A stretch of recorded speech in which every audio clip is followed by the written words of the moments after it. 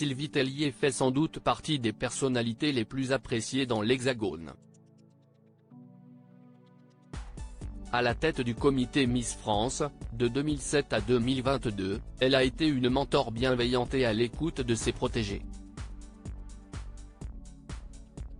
Bon nombre d'anciennes reines de beauté sont restées proches de l'ex-directrice, pendant et après leur année de règne. Désormais, la mère de famille de 45 ans vaque à ses occupations, loin du célèbre concours de beauté. Aux dernières nouvelles, elle se serait lancée dans l'entrepreneuriat. Ses fans peuvent toujours suivre son quotidien via ses réseaux sociaux. Le 25 octobre dernier, ce sont pourtant nos confrères du JDD, le journal du dimanche, qui ont fait part de sa mésaventure. Elle a en effet été victime d'un cambriolage. Sylvie Tellier @DR2 suspect placé en garde à vue. Les mésaventures s'enchaînent pour Sylvie Tellier autant que les polémiques. Pour rappel, la Miss France 2002 s'est dite favorable au port de l'uniforme à l'école. Pourtant, le débat houleux autour de l'abaya faisait couler beaucoup d'encre. Il faut croire que la quadragénaire est très sûre de ses opinions. Autre preuve, sa prise de position sur le conflit israélo-palestinien.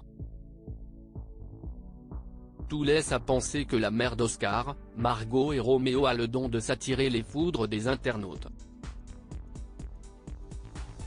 C'est cependant un fait plus grave que nos confrères du JDD ont relayé ce mercredi. Le domicile de l'ancienne directrice du comité Miss France a en effet été cambriolé. Selon les informations relayées, le vol commis avec effraction se serait déroulé vers 2 h du matin.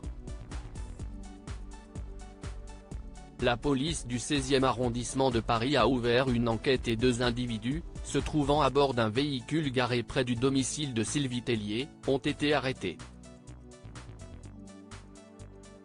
Les 2 suspects, âgés de 22 et 27 ans, ont été arrêtés par des policiers des brigades anticriminalité des 8e et 16e arrondissements, avant d'être placés en garde à vue.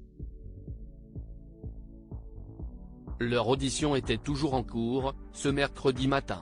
Sylvie Tellier n'a pas encore réagi à ce cambriolage pour l'heure, l'ancienne collègue d'Alexia Laroche-Joubert ne s'est pas encore exprimée sur ses réseaux sociaux. Selon Le Parisien, elle était toutefois la première à signaler ce cambriolage en constatant le vol par effraction via les caméras de vidéosurveillance reliées à son téléphone portable.